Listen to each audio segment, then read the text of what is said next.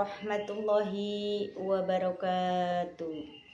Alhamdulillah, alhamdulillahirabbil alamin, wa bihi nasta'inu ala umuri dunya waddin, wa ala alihi wa sahbihi ajmain. Asyhadu an la ilaha illallah al-malikul haqqul mubin, wa asyhadu anna Muhammadan abduhu wa rasuluh shadiqul wa'dil amin.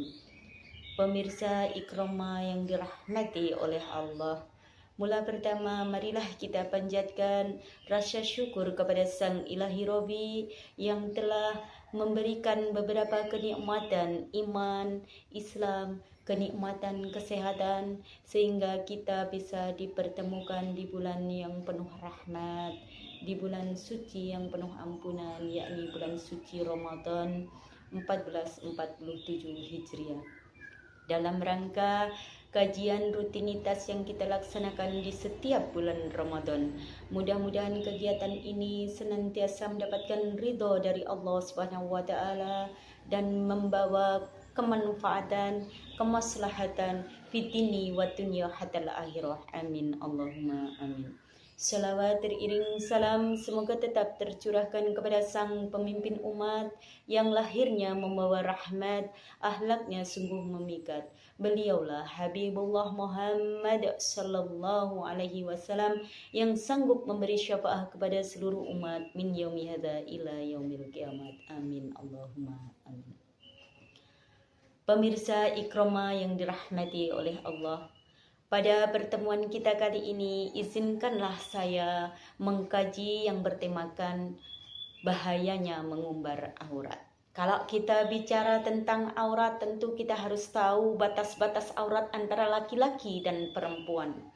Batas aurat laki-laki baina surah wa rukbah, yaitu antara pusar hingga lutut. Itu laki-laki. Kalau untuk perempuan, ya, muslimah, itu jami'a badaniha ila wajha wa kafaini, yang artinya seluruh tubuh kecuali muka dan kedua telapak tangan. Itu aurat yang wajib kita tutupi. Sedangkan perintah Allah beserta Rasulnya itu ada diterangkan di dalam Al-Quran yang berbunyi A'udzubillahi minasyaitonirrajim, Bismillahirrahmanirrahim.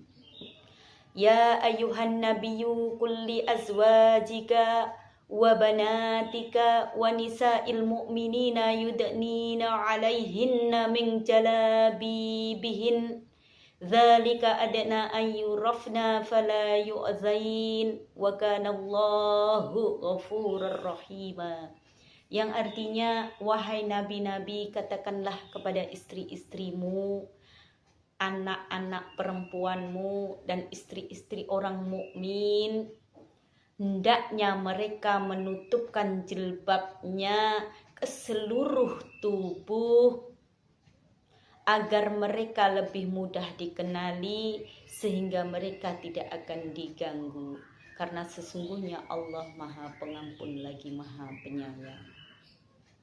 Surat Al-Ahzab ayat 59.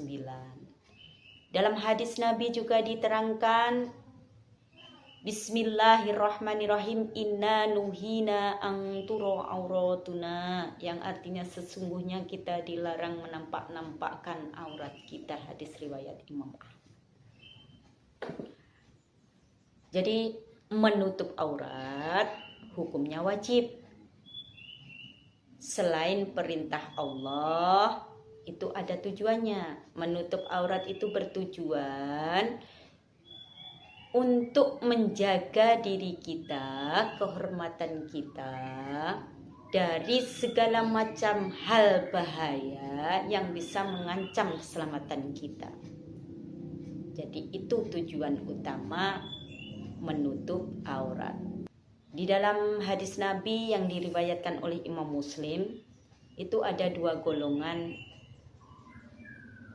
penghuni neraka yang belum pernah aku lihat, kata beliau Nabi.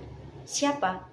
wanita-wanita yang berpakaian tetapi hakikatnya telanjang, artinya memakai pakaian yang begitu tipis, yang belum jadi, yang mini, ya you can see. Nah itu.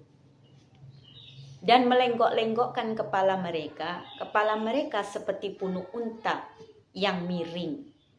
Ya. Mereka tidak akan masuk surga dan tidak mencium aromanya. Hadis riwayat Muslim.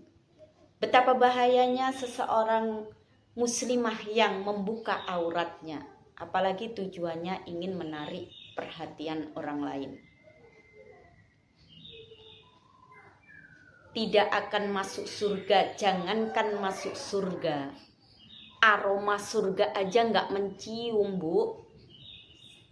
Na'udzubillah min zalik. Itu sebagai muslimah yang baik, kita harus menutup aurat kita. Itu yang pertama. Yang kedua yaitu dosa jariyah. Dosa jariyah itu dosa yang bagaimana?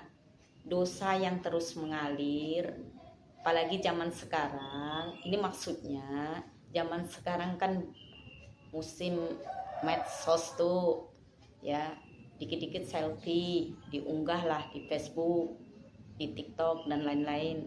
Nah, ketika kita mengunggah gambar kita yang tidak menggunakan hijab, artinya membuka aurat kita, dan kemudian gambar kita ditonton oleh orang-orang yang bukan mahram kita, selama itu pula dosa kita mengalir. Na'udzubillah, Ibu. Jadi kita harus hati-hati menggunakan medsos. Apabila kita ingin mengunggah, tuh unggahlah dengan berpakaian yang baik, menutup aurat yang baik, dan berhijab.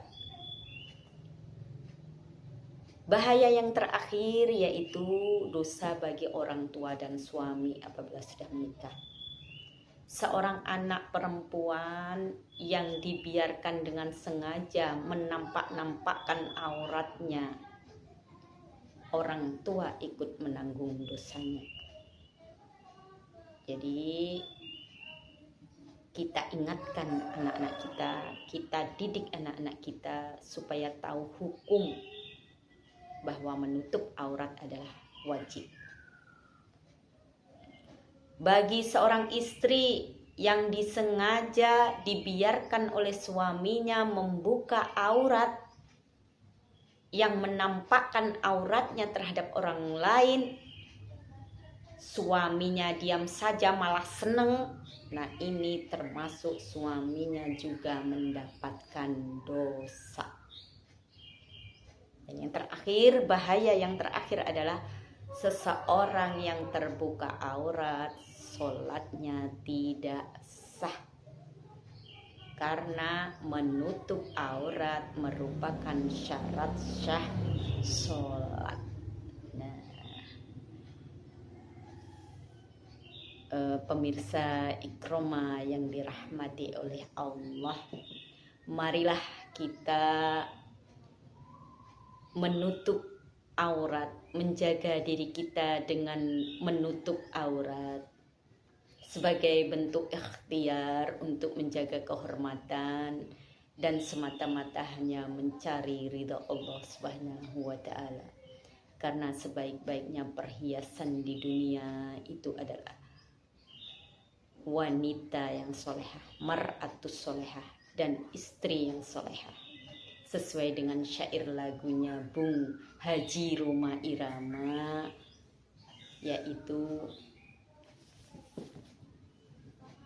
setiap keindahan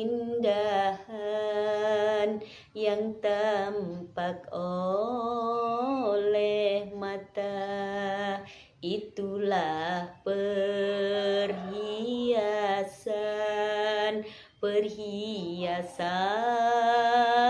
dunia. Namun yang paling indah di antara mereka hanya istri soleha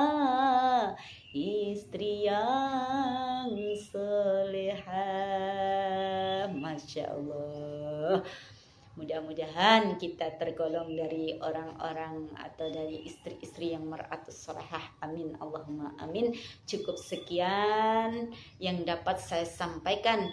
Apabila ada kata-kata yang kurang berkenan di hati, saya pribadi mohon maaf yang sebesar-besarnya. Akhiru qauli wallahu muwaffiq ila aqwamit thoriq. Wassalamualaikum warahmatullahi wabarakatuh.